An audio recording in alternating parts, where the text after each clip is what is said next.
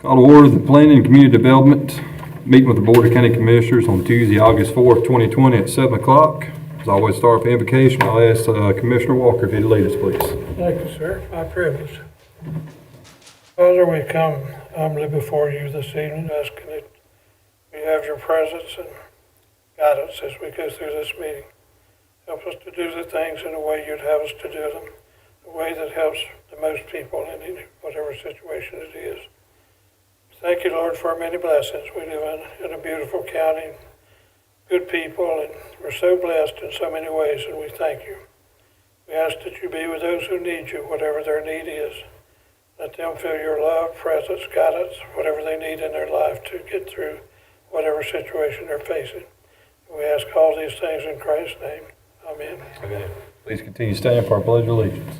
I pledge allegiance to the flag of the United States of America and to the republic for which it stands, one nation, under God, indivisible, with liberty and justice for all. I'll ask for the approval of the agenda. So moved. Second. Any discussion? All in favor say aye. Aye. Mr. Chairman, I have a question, please. Yes, sir. Is Commissioner Langford going to be here with us? He won't be. Do we need to excuse him? You can. He just sent a message earlier to everybody that he's under the weather. So Okay, well, I'll move it. We excuse Commissioner Langford. Okay. I need to vote All on you need that. is Okay. consensus. Consent, yeah. So does it get consensus from the board? Mm-hmm. All right. Move on now to public comments. I don't believe we have anyone who signed up for that. Let's see. I'll move on to the public hearing and presentation. Mr. David Sutter.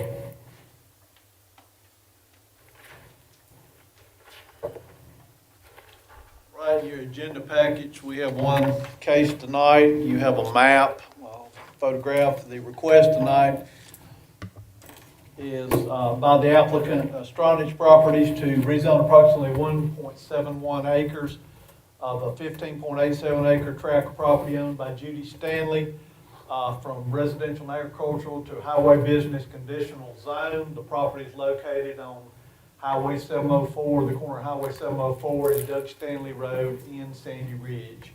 I would assume everybody is familiar with this property or in the general area. The little business area up there, the fire department would be south of this, and if you go up the bank and a couple other businesses, the Dollar General's across the road from it, and the community building things, they're right adjacent to this property. The request is coming to this for a retail store on the 1.71 acres.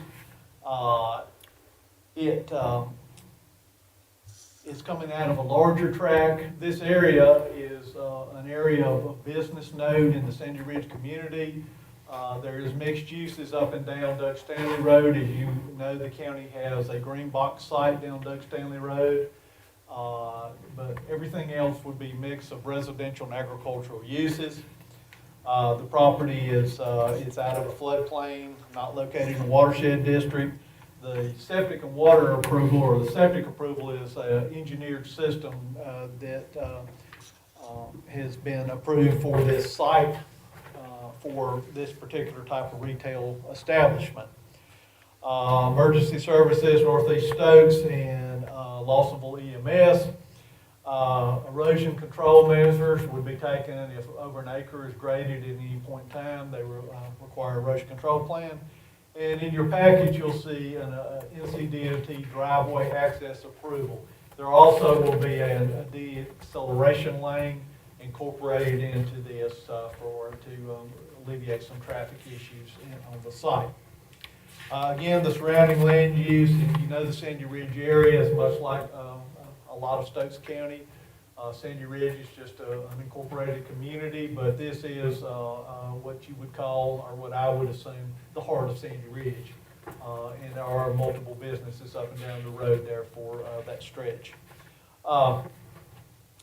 Issues to consider, as always, you look at community acceptance.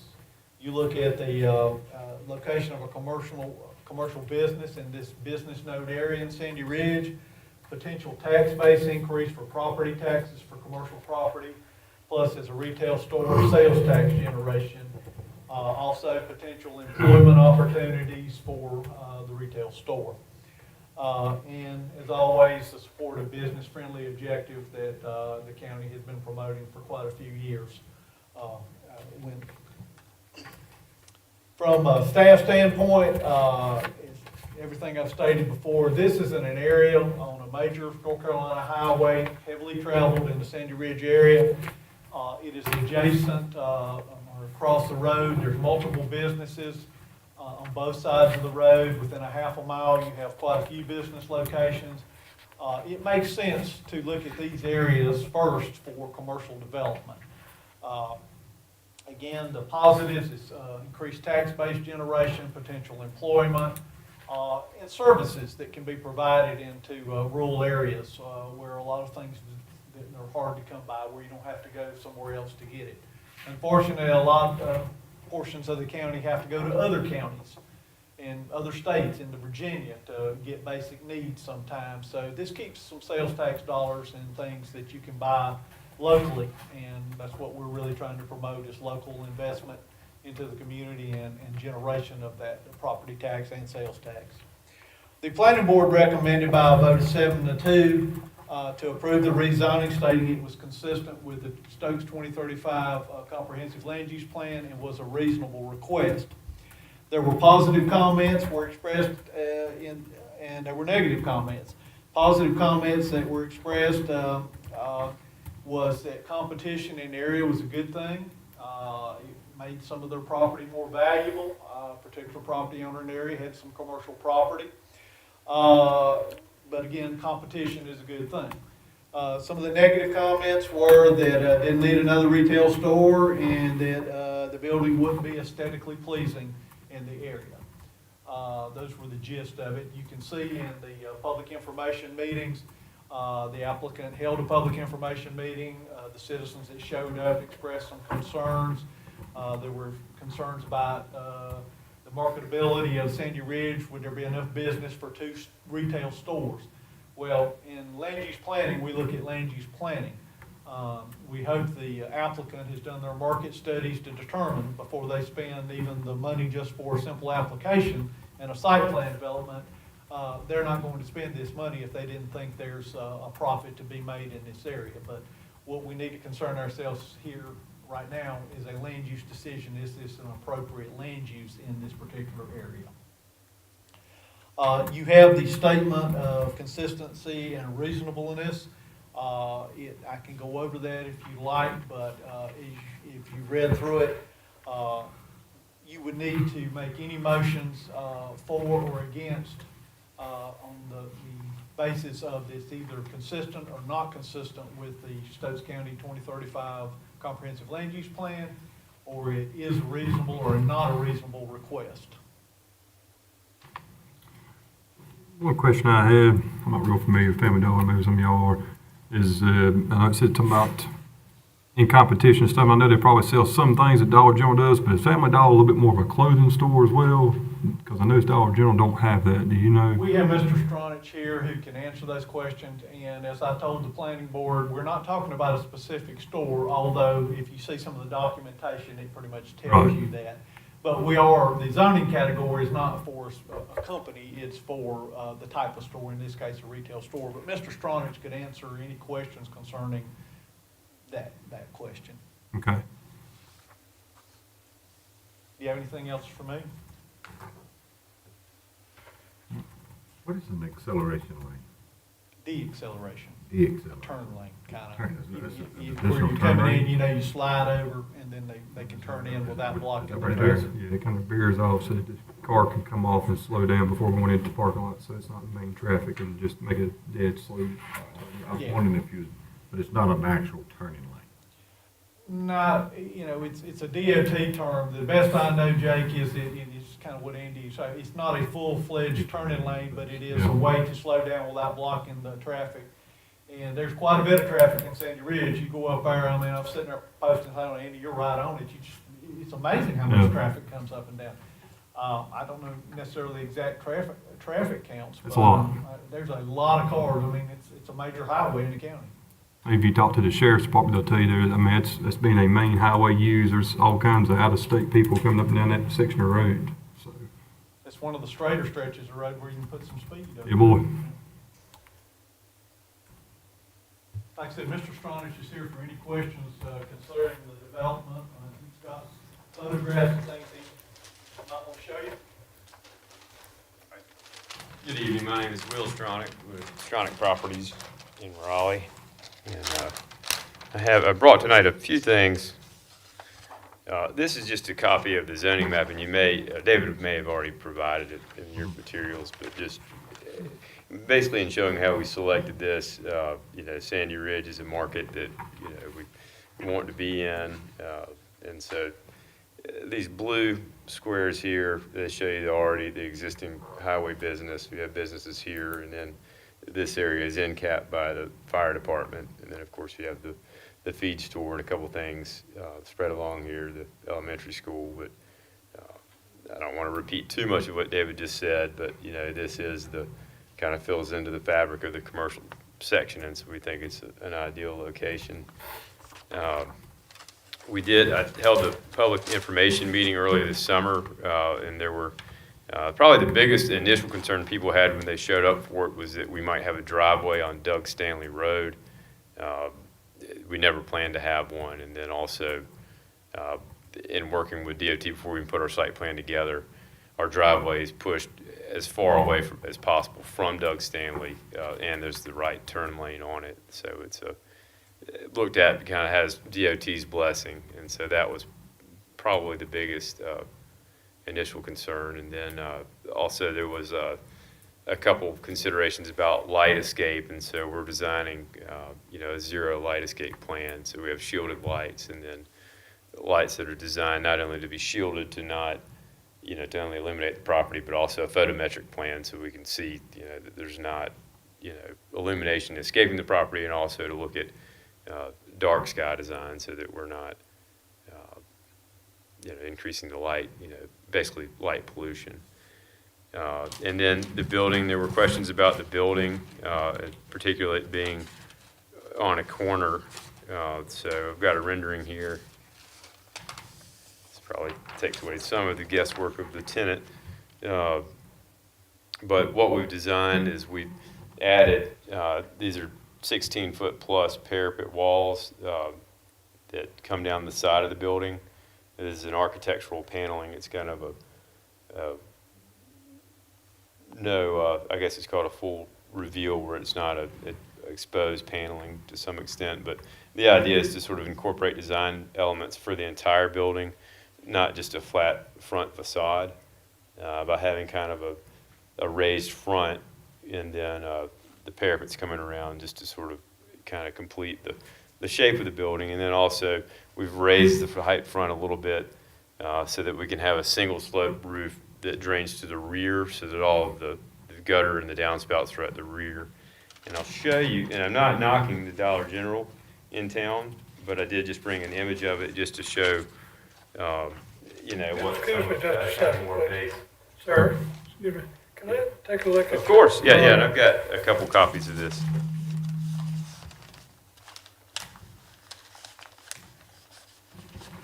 Where is it? There we go. We can give it back, I just want to take a closer look. Thank you very much. Thank you. Where did I start? Family Dollar Store. And so,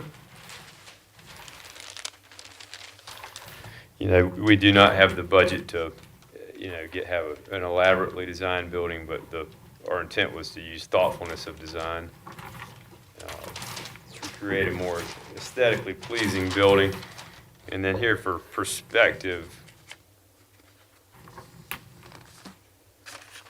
this is the Dollar General in town, and so the advantage of having a single slope roof for the rear is that we don't have downspouts coming down the side of the building on both sides of it. And that we have, rather than just focusing on the front and nothing on the sides, we kind of have some sort of continued articulation of the building. We think it's going to look really. See that one too, a little closer, if you don't mind.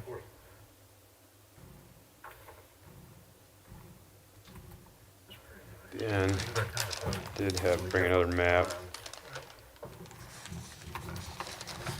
And this just shows some of the businesses that are already here. And I think it's noteworthy, simply the fact that we're excited about the Sandy Ridge community. And there's really a fairly impressive array of businesses already there and a really good mix of businesses there. And we hope that we're adding to that and maybe sparking something for, potential future interest in development. Here's our site right here with 704 and Doug Stanley. And sorry, I'm not showing any of this to y'all back here. We have the Ridge Retail Store, Restaurant, and Gas Station, Sandy Ridge Community Center, storage shed sales here. This is a vacant commercial building, which was, I think that's, which one's, I'm sorry, that's the Whitener's Tire and Auto Building. That's the, yeah. Donnie Amos is the one across with the carports. Right. Red Top, Dollar General, the Pit Stop Building, I'm not sure. I think that's closed, yeah. Post Office, Capital Bank, Southern Styles Tanning, R.A. Ziegler and Son Service Center, and then the Baptist Church. And so there really is, kind of quite a bit here. And we, look forward to adding the mix and adding value to the town. But if there are any, I'd be happy to answer any questions. As far as the question I asked earlier, comparing it, I know y'all sell some items like Dollar General sells, but is it Family Dollar like more of a clothing store as well? Am I correct on that? Yeah, or? so, I mean, there are a lot of overlapping things, but Family Dollar has always focused on clothing. Family Dollar is also owned by Dollar Tree, and so there's going to be a section of the store that'll have kind of a dedicated Dollar Tree section, and so Dollar Tree does have kind of the, $1 treasure hunt experience, kind of items, but they also really have a big focus on school supplies, party supplies, so they have a definite niche there. And then of the overlapping inventory as far as food and cleaning supplies, Dollar General has a much stronger tendency of having the majority of its own house label brands, and Family Dollar has a little bit bigger focus on some of the more national names. And so, I think sometimes you'd probably walk into the Dollar General and be very happy with house brand things, and then other times you might want to have a more familiar brand. And so I think that is part of the competition and sort of the increased choice. I know that's not a land use thing, but I mean, we are excited about this site, and so we're happy to talk about that, why we think it's a great fit, and I think both stores are going to continue to do extremely well. And that's, in Family Dollar's due diligence of the site, they're looking at it for both of them being there the long haul. And there are many, many small communities where both of them are, been very successful together for a long period of time. Any more questions? I have more like a comment for you. No, you go first. Thank you. We used to have a Family Dollar store near our house, and I enjoyed it being there. Sometimes I could find the very thing I was looking for in Family Dollar. I found it interesting to hear you say that there's a Dollar Tree, you're planning a Dollar Tree section of the store. About what percentage of the store would that likely be? It's basically would just be a kind of a kiosk at the front of the store, and so they'll have a section, and it's usually marked, as far as Dollar Tree, or they might call it Dollar Days, and it's the familiar green dollar sign. And so because of their both banners are owned by the same company, they can kind of interchange that. They can kind of be very flexible and nimble and sort of bring things in that are in demand and adjust accordingly. But the majority of the store it'll be, the same Family Dollar layout, just improved. It'll just have, kind of a little bonus section of Dollar Tree items. I'm not overly familiar with the retail process and what makes a good design for a retail store, very shallow knowledge base in that direction. But if something ever changed as far as market dynamics, it sounds like, well, I'm thinking it might be easy to convert to another store Dollar Tree all the way or some other type of retail store. That's one advantage of, I think, putting our conditional use to retail store instead of a specific store, because it does allow some flexibility. So would your design allow flexibility for the future if there needed to be a change? It would be very flexible. I mean, it could be laid out any number of ways. But I mean, I see it being the same concept for many years to come. Right. Thank you. Thank you, Mr. Chairman. Thanks, Mr. Chairman. I went to Dollar General and 2 country stores yesterday trying to find Sure Gel, and none of them had it. If I'd had a Family Dollar, I may have got some Sure Gel if I'd had a fourth choice. I just had a quick question about the light thing you've got there. What's the definition of light trespassing, the term you used in the thing on the public meeting? So we'll have a photometric plan, and so if you're standing away from the site and it's illuminated at night, of course you'll be able to see it. So yes, so that's a really good question. So it's basically glare. So it's measured by foot candles, and so there's a photometric plan where it has down to 0 foot candles everywhere around the property line. And so if the base illuminated parking lot, if it's 10 foot candles, I can't remember the exact number, it trickles down all the way to 0, well before the end of the property line. And so it doesn't glare on the neighboring properties, and also so it doesn't just unnecessarily send light into the sky, because you have Okay. It's an LED type setup, I would imagine, right? they are all LED lights. Yeah, so it's, I mean, you could, if you were away from the property and the lights are on, you could still see it. It's just that it's not intrusive, kind of. That's right. That's exactly. And you measure it. You measure the how much light is going beyond the property. That's right. So boundaries the lighting supplier and designer, they have a software where they specify the lights, the strength of the lights, the locations, and as well as the shields that are used. And so that's for the photometric plan that goes into play. But then once they're actually installed, we're able to actually measure it to make sure that they're done correctly. So that because if you have a shielded light, you could tip the shield up and then it wouldn't. Yeah. be How does working. that play? Is that designed for a standalone store, for instance, where there's nothing else around, or is it? And how's it interface when you have other businesses all around that don't have those kind of light plans? I mean, you're just kind of doing your part, right? Yeah, I mean, I suppose so.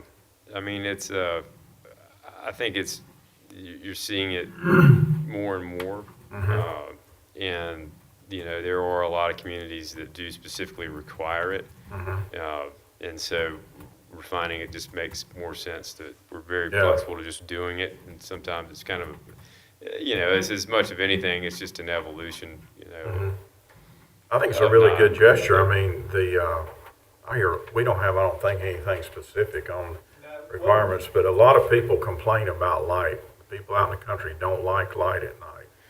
And so I think it's a real positive thing to do that when you come out to a location like this. I think so too.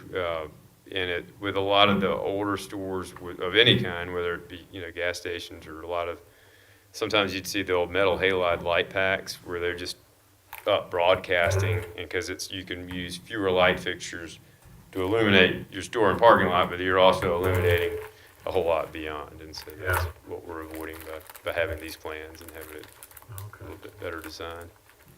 I think that's the only question I have, Mr. Chairman.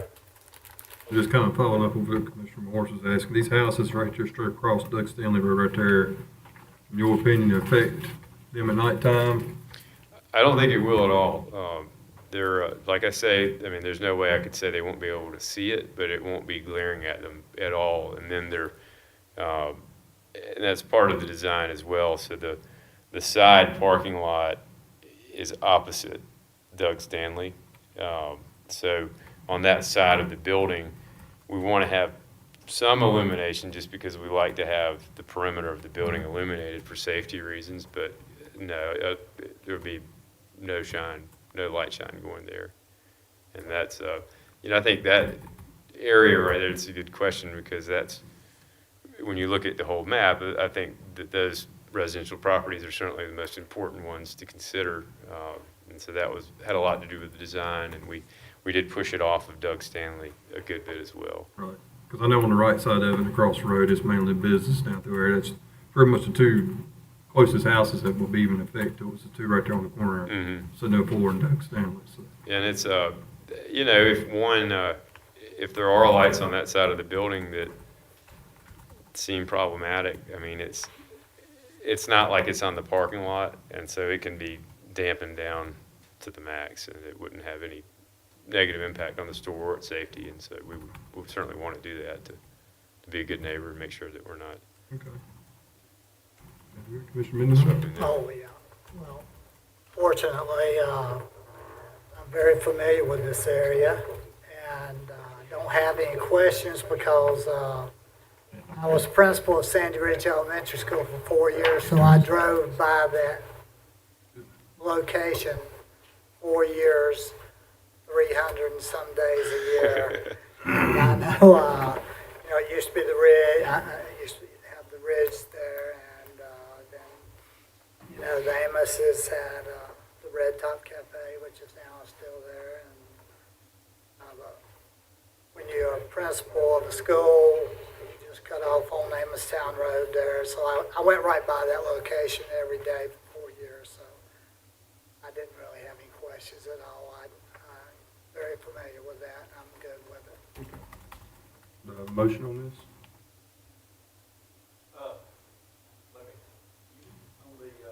You need me to read over, you read your land use statement of consistency, just make sure of the motion. You need me to read it out of that. If you want to read it one more time, it'd be nice. I'll take a seat. Thank you, Unless sir. have any Thank other you very questions. much.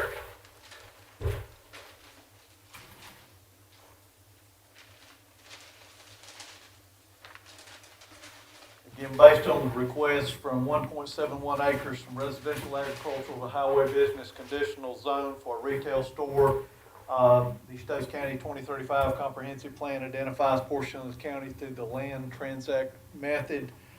This area is a G1 low-density residential. This area is primarily associated with low-density residential development, agricultural uses, as well as many scattered commercial properties throughout the county. The Sandy Ridge area is stated as a business node on our map, like a lot of the named communities throughout the county. The parcel is located on a major highway in the Sandy Ridge commercial node along NC Highway 704 East. The proposed development is for commercial highway business operation for a retail store. There are multiple commercial properties in the area. The use of the property for commercial highway business retail operations should fit into this G1 low-density residential transect zone as identified in the comprehensive plan. The proposed amendment is consistent with the Stokes 2035 comprehensive plan and other adopted plans in that the parcel is currently zoned RA residential agriculture and the requested zoning district is highway business conditional zone. This area along Highway 704 East and Sandy Ridge community has been the traditional business area in the community. The proposed use of the property is consistent with the low-density growth area development as identified in the Stokes County 2035 Comprehensive Plan. The proposed amendment is reasonable, as in the public interest in that the property currently zoned RA is being proposed to be rezoned to Highway Business Conditional Zoning District, and the parcel is located in an area of mixed commercial, residential, and agricultural properties in the Sandy Ridge, North Carolina area. Do I have a motion? No, I made the last motion on this, and I'll do it again. I cannot memorize every single word that David just read off, but I do know that in my last motion that we stated that it was consistent with the 2035 land use plan and that it was a reasonable request. And I think those were the two main things David asked for this time. So I make a motion based on those two things that we approve. Have a second? Second.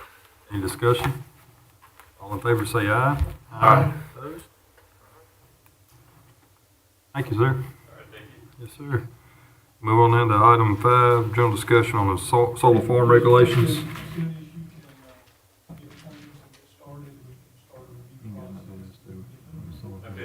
process. I didn't see nothing. The pictures are up here if you'd like, sir, Your pictures? if you'd like to have them.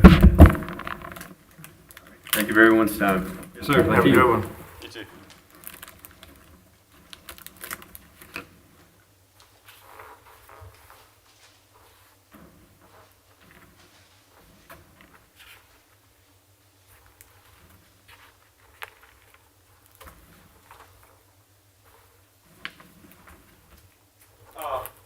In a meeting, a couple of meetings ago, you asked me to talk to the planning board about a potential moratorium for development of additional regulations concerning large-scale solar farms facilities. As we went through our planning board meeting, the end of July, after the meeting, we had a fairly lengthy discussion.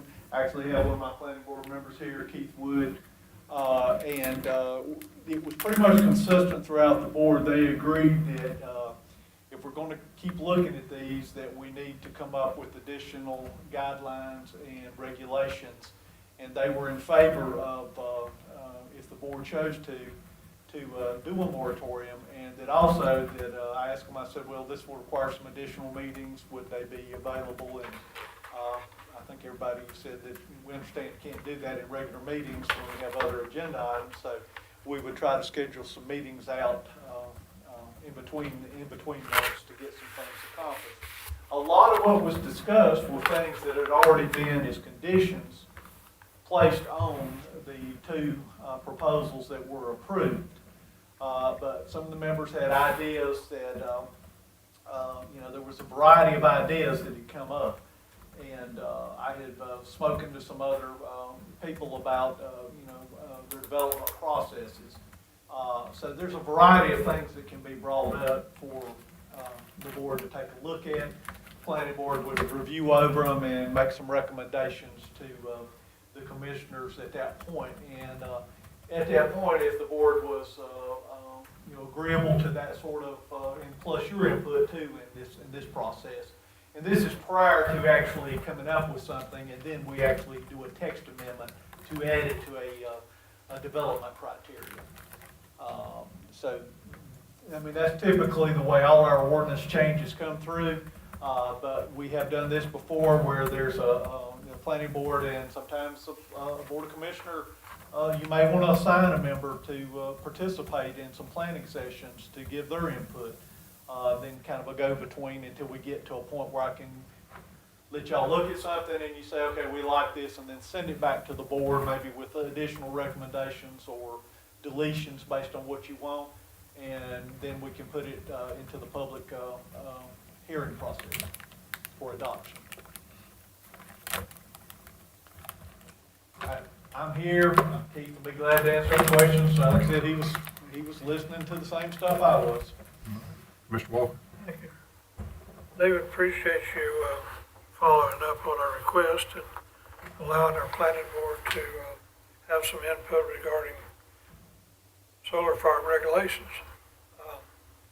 What I'm sitting here thinking or wondering is, given what you just said, trying to fit the pieces together the best I can, at what stage does this board need to act, and in what way might that be when that time comes? Were you talking about the moratorium or talking about the final product? Talking about both, really, the final product and the eventual moratorium, if it actually comes to that.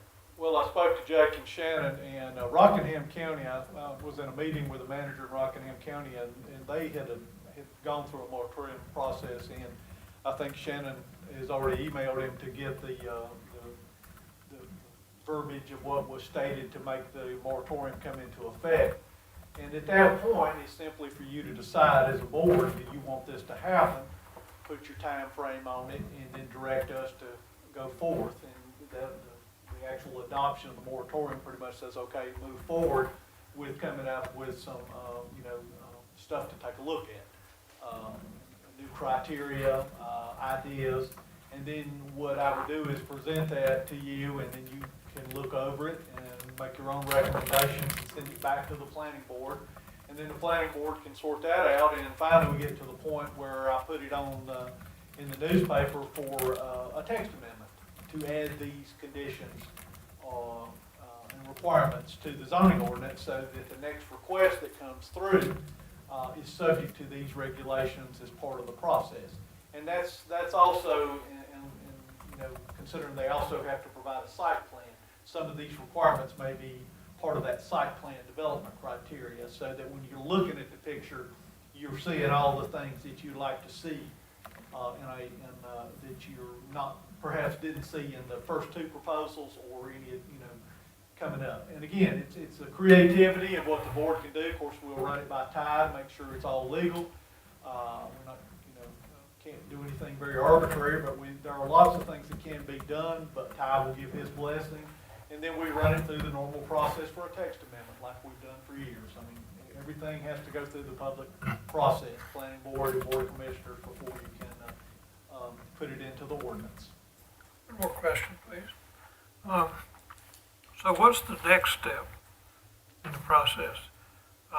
We possibly refer it back to the planning board as you described and let them work on it and actually come up with a recommendation with, you mentioned the possibility even of commissioner input, someone acting as a liaison, but I'm either way on that.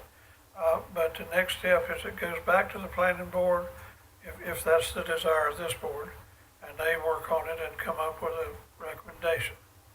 Well, the whole process was that, do you want to do a moratorium to put a hold on the application process while we work on it? I think that's what, you know, your initial question was.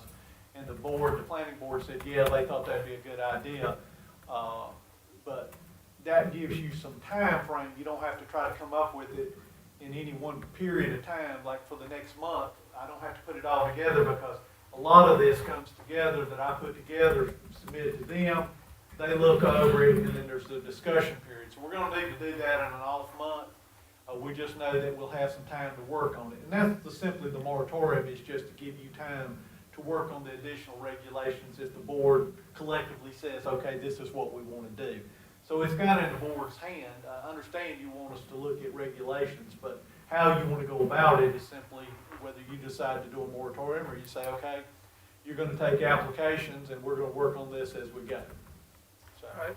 We have a good planning board. I've noticed over time that they take their responsibilities very seriously, and we get a good product when it comes from them to us. And what I'm looking for is to be sure that they're involved strategically in this process, and that we follow pretty much the normal sequence, and that is we go through the planning board, let's say at this level, generally speaking, and then it comes to us at this level for final action and approval. And I'd sort of, my own preference is I'd like to see this followed with whatever issue we're looking at, that our planning board gets a chance to work on it, come up with a strong recommendation, guidelines, whatever, and then it comes to us for possible action. And we can tweak it, whatever recommendation they make or guidelines they offer. We do have the option of adjusting it some way if we feel it's necessary. Well, it's up to you. All the processes work through what you just described. There's not anything put in that ordinance that hadn't gone through that process. Right. But there are times when the board likes to get more involved with their own input at the lower end of it, when we're working with the planning board to give input or to bring back and report to the commissioners. Because if you're talking about a moratorium, typically that's a few months out. That's not just your next meeting or your next meeting. You give time to go over it and tweak it up. But ultimately, it comes exactly what you said. The planning board makes a recommendation with a sent to the board of commissioners. The board of commissioners takes a look at it, and you can add or delete as you see fit. And then the collective board votes on it and determines whether they want to do this or they don't want to do it. And sometimes, we really never had to do this, but it can always be sent back to the board for further work if you don't feel like you got what you needed. Sure. And that can be with any subject that we might broach in a planning capacity here in the county. Yeah, if I may mention one thing, when I was mayor of King, I had an ongoing challenge of the commissioners wanting to be too involved in the work of the planning board. And my ongoing position on that is we have two separate entities here. It's almost a little check and balance. And we have the planning board needs to do their job with not much interference from the commissioners. And then when they're through doing what they need to do, then it comes to us for final action or adjustment or referral back to the planning board or whatever it needs. That's kind of how I operate. Well, we've done it and had commissioners work with us before. I mean, that's totally up to you. It doesn't matter to me how you want to go about doing that, but the process is going to be the same. Planning boards will look at things, they'll come up with ideas, and they'll tell me what they'd like to put into the guidelines. We'll put that together and then submit that to you. And at that point, you can send it back, change it, adopt it, however you want to do it. It's just like any text amendment. But at some point, I can send it to you as just part of your agenda and not on the public meeting, public hearing schedule to get an idea if this is what you're looking for. Therefore, we don't waste time. We can get it all done at one time. If you're pretty well satisfied with the end product, then I can put it onto the public forum and advertise it for the planning board meeting and then a public hearing process, just like we do our rezoning cases or any other text amendments. So, we can do it a variety of ways. We all come back with the same end result. It's up to you to decide whether you want these regulations or not. And, of course, you're asking for stuff, so I'm assuming you're wanting something. So it's just a matter of what you end up with that product. And again, as elected officials, you're the ones that make the final determination. I like the sound of what you just described by it coming to us as an agenda item instead of all the formalities. Gives us a chance to kind of take a quick first review of it and see how much on track we are. I like the sound of that. Sounds like it should work. Thank you. Commissioner Morris? Thanks, Mr. Chairman. I would agree with, I think you said the planning board said they would like to see a moratorium until we got this policy together. Is that what they said, basically? Yeah. Well, I would agree with that. That's kind of what I was talking about to start with as well. I don't really see a need for a commissioner to work directly with the planning board. I mean, the board wants to, they can, but. I threw that out there in case somebody was interested. I mean, I'd do it, but I ain't looking for no extra work, and I don't really see a great need for it unless everybody else does. Well, you'll get whatever, you'll always have your input. Everybody has their input in this process. So basically what you said, to summarize, they're gonna have some additional planning board meetings to discuss this, right? Did they also talk about, cell towers and wind towers or wind stuff, talking about any of that during this while they're doing? We didn't look at. Solar only? Just solar, and cell towers is a separate ordinance already with multiple regulations in it. Yeah, I don't like it either, so Well, I'd like to see it looked at as well, but I'd like to see that, and also, I just thought wind farms, because the next thing you know, they want to do, somebody will put a wind tower up. well, you could easily probably relate the regulations, if you want to include that. And there's always things you can do. You can just delete that from the ordinance if that's not something you see fit in the county. Well, I think it might be, if they're interested, it might be a good idea to look at those two areas while they're doing the other one. Just a minute here.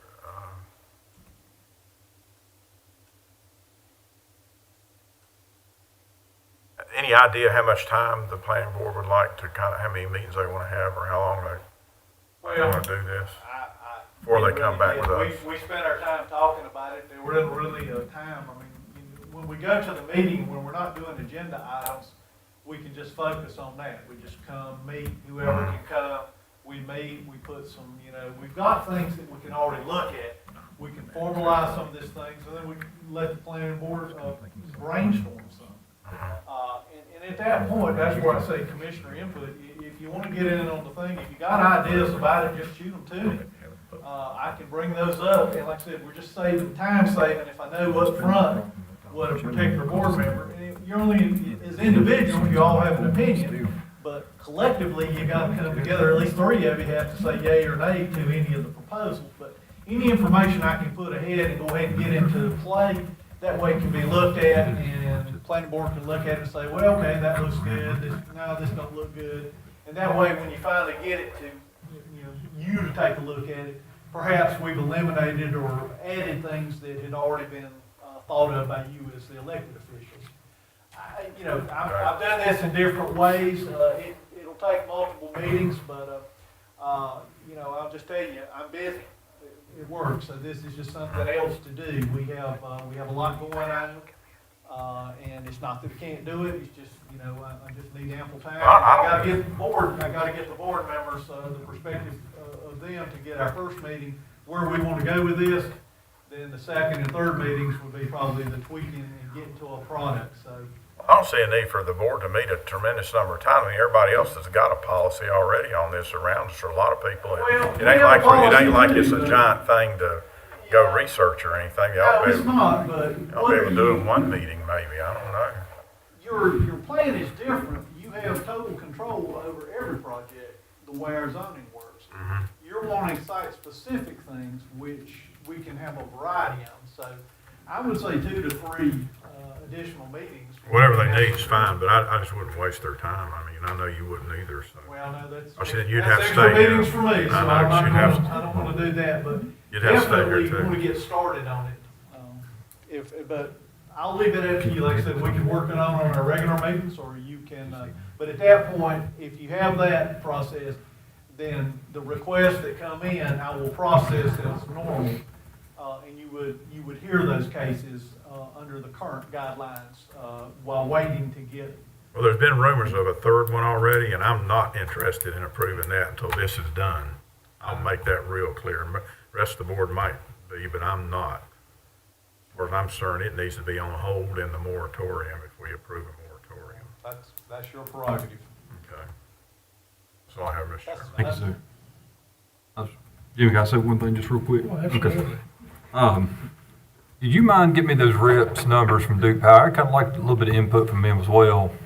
Oh, yeah, I'll give that to you. It's just your local rep. It's the only one you deal with. Okay. You have the number? I have the number then. Yeah. Give me flying. Yeah, I'll give you the number. I mean, I got it, but, you can get a perspective from them. And, like I said, it's good to hear the entire picture. But as you realize, the last thing, one that made it clear to me was that we get the same proposal every time. And one of the things that needs to be tweaked the most that I didn't even really cover is our land use plan is generic and to some extent about infrastructure improvements. Now, whether you consider this infrastructure or not, it still needs to be specifically stated where these should go. And that's probably one of the bigger things. It's not necessarily the conditions that you can put on it, because there's just a limited amount of things that you can come up with, like Rick was saying. It's not rocket science. There's a variety of ordinances out there. But one of the bigger things that I would want the planning board to look at, and what I would like commissioners to look at, where do you want this? We're doing, working on the water and sewer stuff. I work with Will on economic development. I've done. Where are these things I've stated before, when I look at them, I'm looking at where I assume potential infrastructure could be developed, and trying not to tie up land that, that looks all right now, but 10 years down the road could be valuable for some other purpose in the county, and the property owner would be willing to develop that sort of property. So that may be the bigger picture that you're looking at, because we can come up with all the guidelines about development, the different things that you've stated already, but location, where you want this and how many you want, like I broached the idea of a percentage of the county's land use total, and that could also include the municipalities that already approved them, and saying you put a stop on them at this number. But location is going to be one of the biggest issues, and that means dealing with a comprehensive land use plan to focus on that, to say you don't put one in these areas that are focused for some other use. And I think, Rick, you brought up tourism. Well, I'm not planning on wanting to approve one right here where our scenic vistas and stuff that would be much more visible than a cell tower would, because you've got panels. So, yeah, its location is a big deal. And then, you know, the power company has a lot to say with that location because they've got to build substations and they have their own infrastructure that they follow. So there's kind of a mix of these sorts of things that have to come together. You probably wouldn't have these large-scale facilities in some parts of the county because there's no, you know, the power company doesn't have that sort of infrastructure to take it up. I'm not positive that, I can't tell you that for sure, but just based on what I currently see, we're going to be looking at particular areas of the county, and we need to focus that on our land use plan so that when you come in front of the board and you have a proposal, it's not kind of guesswork, it's kind of, okay, here's what we got, here's the requirements, and here's the areas that we've kind of said this is where this sort of development could possibly take place. And you can't maybe narrow it down to every lot, but you can get general areas that would be suitable. And then as each board comes through, if they choose, well, no, we will do something else, of course, that's that board's prerogative. Commissioner Walker. Does Commissioner Mendon know how to turn? I'll go. Go ahead, Jim. Okay. David, as far as I'm concerned, we have, I'll speak for myself, have a functional moratorium now. It hasn't been declared officially, but you heard Commissioner Morris say he's not going to approve one until we finish, till we get the final product, final recommendation from a planning board, and we adopt something. I only have a few more months, but you know, maybe enough to matter. But I'm not about to approve a third one or whatever until we have the input that we need to be where we need to be in this process. So in effect, we have a moratorium as we speak, unless 3 other commissioners would want to vote to proceed with something. You know you're not going to get 2 votes. Yeah, well, I mean, you can do whatever you want to, it's not gonna make any difference to me, you're asking me, and if you want, I'll take an application, and then you can tell them that. Sure, You I have know. no problem with that. But that doesn't mean it won't pass, because you just vote for 2 of you, and there's 5, so. Exactly, that's what I meant. I'm not going to, I've done this long enough to know that you don't ever guess the board may vote. I'm very familiar with a 5-person process. Yeah, the moratorium simply gives you some flex time, and I'll be honest with you, I already got that call back from that company. And I explained that I think we're going to get a moratorium, and here's the situation. I said, what they want to do is if they've approved over 1,000 acres, and they haven't seen the first panel go up yet. So there is a question about what do we want to do, because we're okay with what we've done. Obviously, it's been approved, but to keep doing this, the same process without further looking at some of the guidelines, the board is questioning it now. And I said, you could apply, and I said, but the board could simply vote on it and turn you down, and then you can't do anything for a year.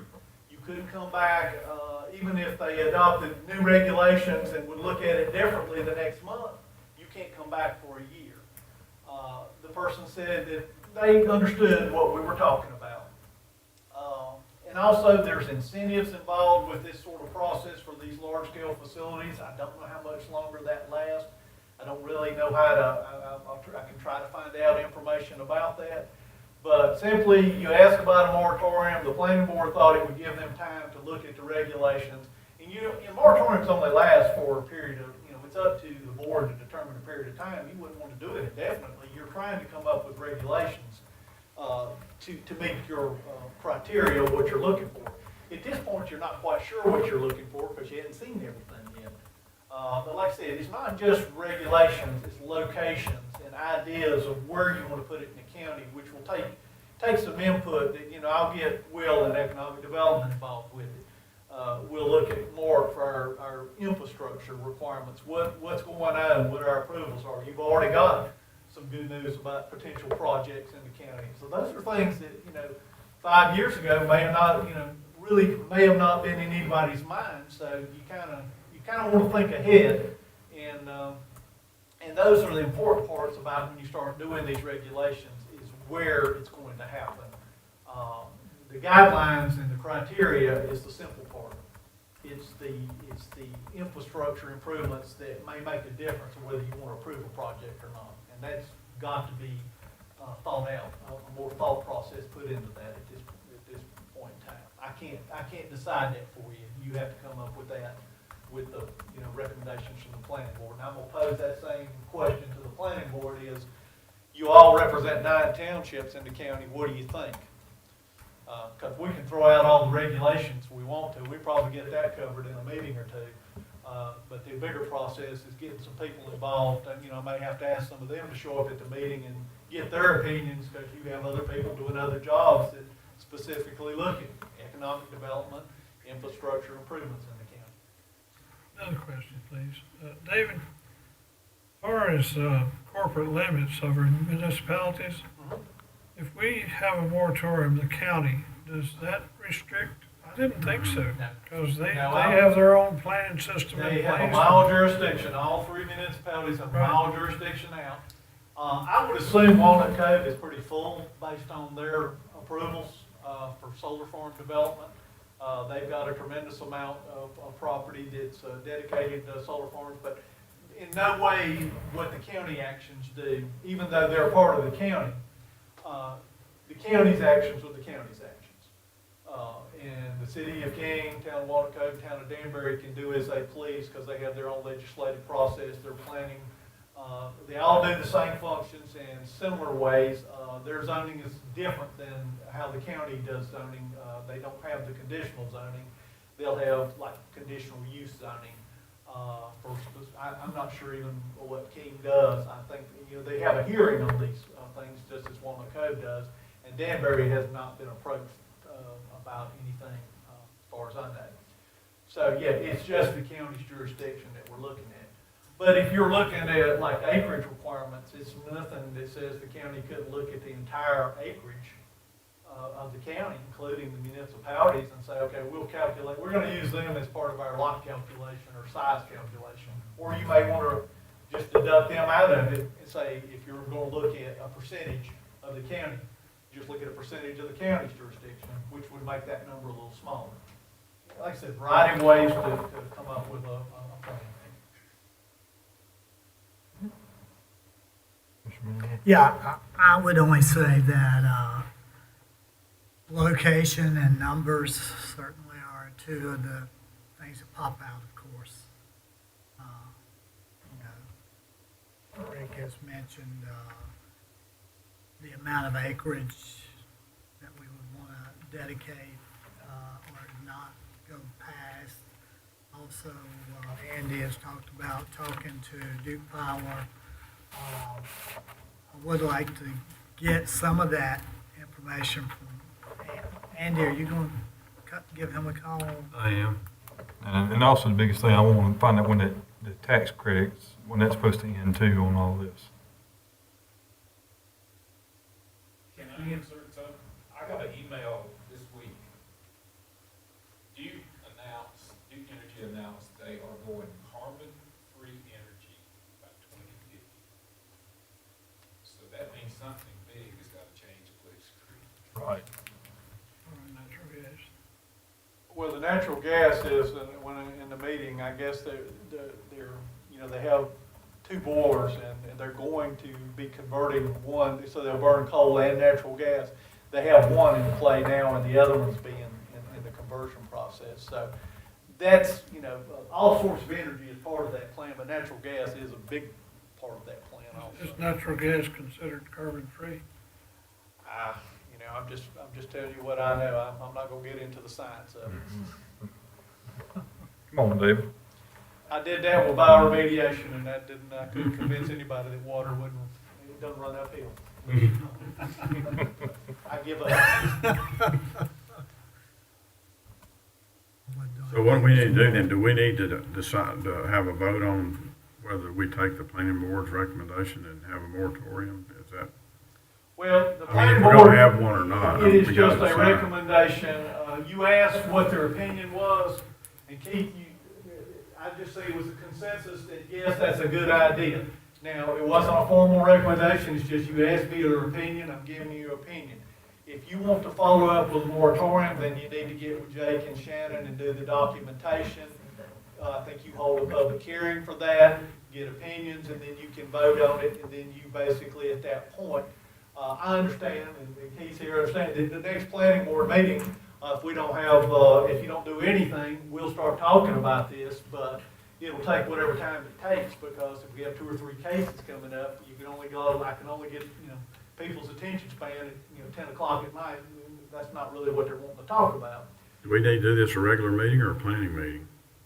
Right. Right. Yeah, this doesn't have anything to do with the planning board until we So why don't get we back just do around it, to put it it. on the agenda I then? can put it on the agenda for next week, and you all can look back at that moratorium that you had sent out originally, drafted with Ty, I think, too, and talk about it. And I feel like you time to talk to the rep, do power and everything too. yeah, because between now, I put it on the agenda for Monday, so between now and Monday, you can talk to everybody and get some information about it. Okay. I'm in agreement with that, putting it on the agenda for Monday. And just remember, a moratorium is just simply what it is. You're just putting a hold on things until you can get a better grasp on it. If anybody questions you about it. Yeah, we need to define how long that hole's gonna be. We could say it's gonna be until we get the policy developed. Well, You wanna leave it that's kinda board open-ended, or you could decisions. put- I'm gonna stay out of that. You could put a number of months on it or something. Whatever time frame you want, we'll start working on it. I can assure you that. Once I know something, I will talk to Ted Harrison, who's the chairman of our planning board, and we'll get something started. And typically, we just get as many members there. We don't need a quorum. We just work on it, and then we bring it back. And also, on the regular meetings, we can give, for those who weren't perhaps at the work session meetings, we give them updates and can do, input at that point. Again, I just never know how much I'm gonna have on the agenda. I had 4 cases one month, I only had 1 case this month. I know I've got something coming next month, it's already in works. And you never know how long one meeting can take. But we definitely, we're talking about it already, so something's gonna be working on it, but I'll leave y'all to your business on how you wanna go about doing it. Pretty much, yeah.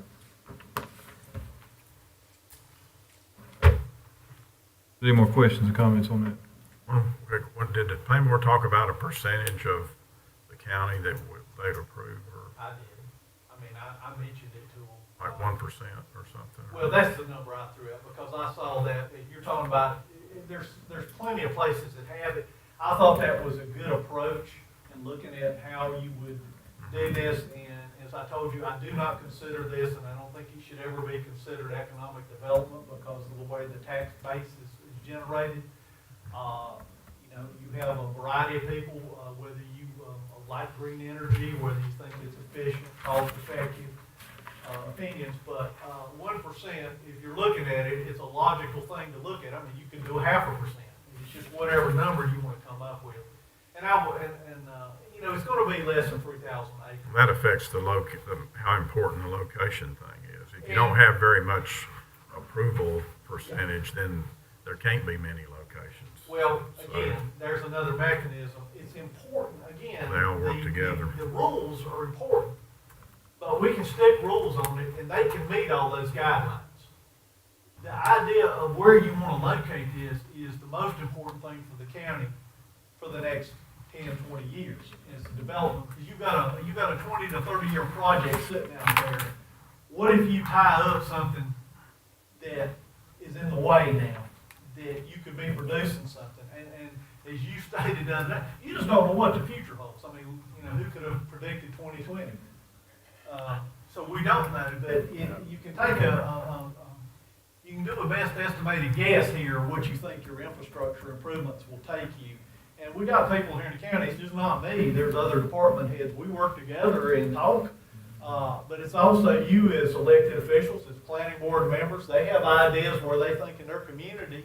And then again, things have changed a lot in my 32 years here, but in reality, a lot of things hadn't changed a bit. We still got the same areas that if we had infrastructure too, this county would look a lot different, and they've not changed in the last 30-some years. So, maybe just bringing it to light and everybody talking about it, and it may assist in doing some other things down the road. Any more comments, questions? Okay.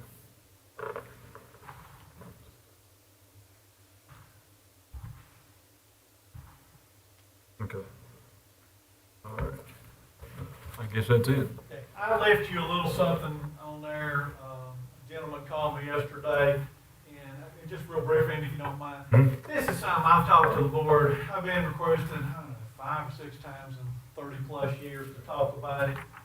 But, this gentleman he had a legitimate gripe, and I just told him, I said, hey, look, I've got a meeting tomorrow night, I'll bring it in front of him, because I said he really needed to talk to the board members individually, because this would be kind of a budgetary type item that we could look at. And, I'll just put it at that. I have some ideas on how you would go about, dealing with situations like that, but, it is something, in my opinion, you look at it for the benefit of the entire county, but it's gonna cost some money. And you couldn't do them all at one time, but you could definitely start a process if you're interested. And, so, like I said, I told the gentleman I would do it. Condemnation you're talking about? Yeah, condemnations, and I spoke to the board on multiple occasions about it, the process that, it is in the power of the inspections department to do that, but it also is, something I don't have budgeted that I can do it, but I can't commit the county to money that was not budgeted for, reclamation of these projects if we can't get property owners to, cooperate. And so there's legal actions, there's just cost involved, bidding things.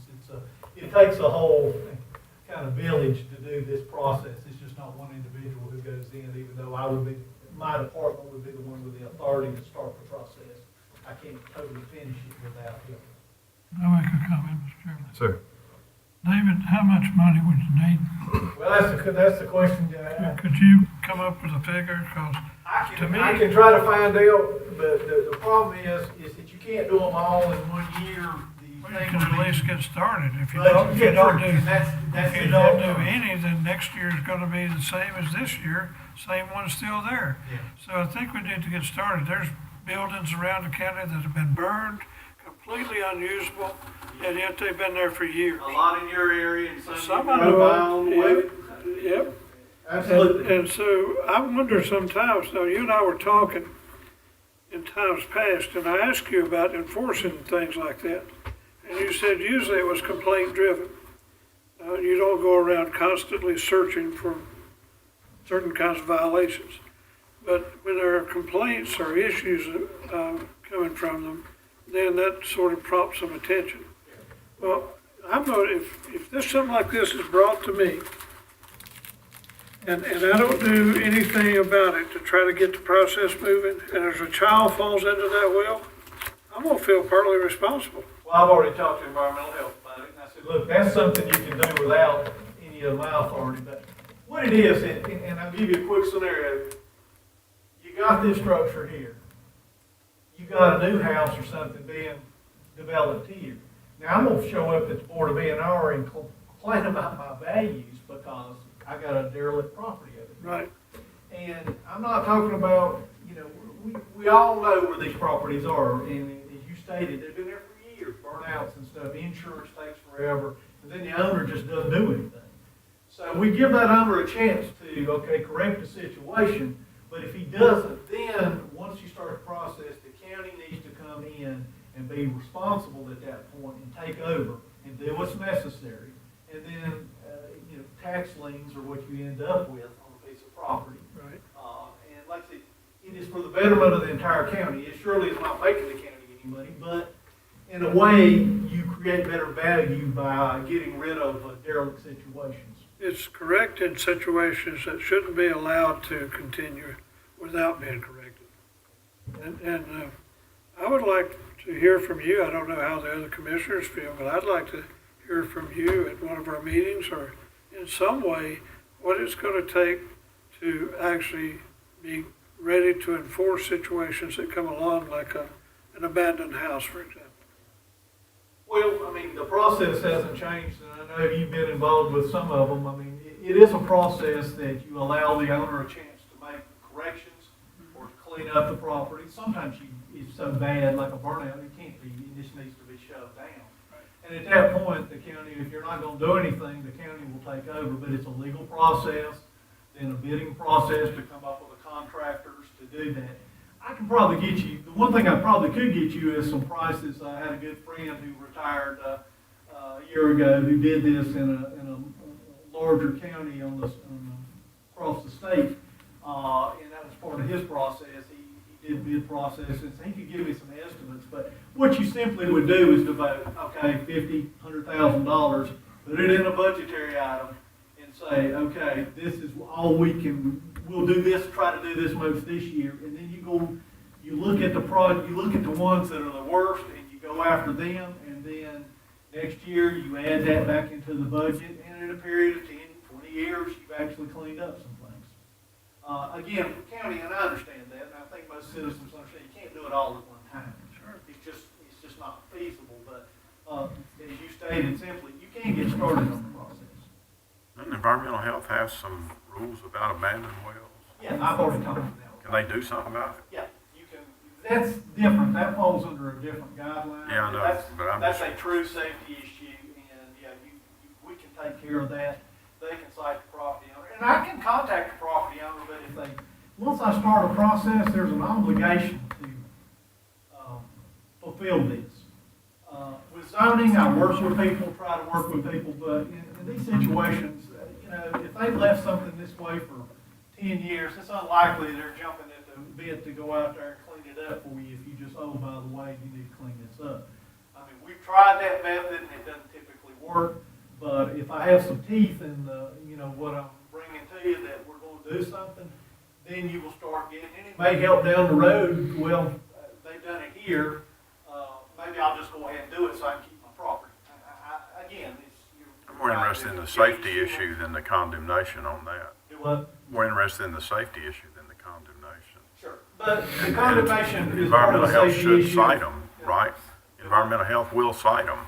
As far as I know, I talked to them today about it, because I got that email, and I Okay. talked to the gentleman yesterday, and I didn't I think see they it till need this to. morning. I think they need to cite them for Yeah. that. Well, If they can, I mean, if they can do it. definitely, I mean, we've covered up wells before, and you fill them in, there's a process of legally filling in a well. Yeah. We'll go out and take a look at it, I've already, the last thing I told them was ask, fellas, we need to go out and take a look at this as soon as we can, so maybe Okay. tomorrow we'll get out. Questions, comments? Have a motion for adjournment? Make a motion, we adjourn. Second. Discussion? All in favor, say aye.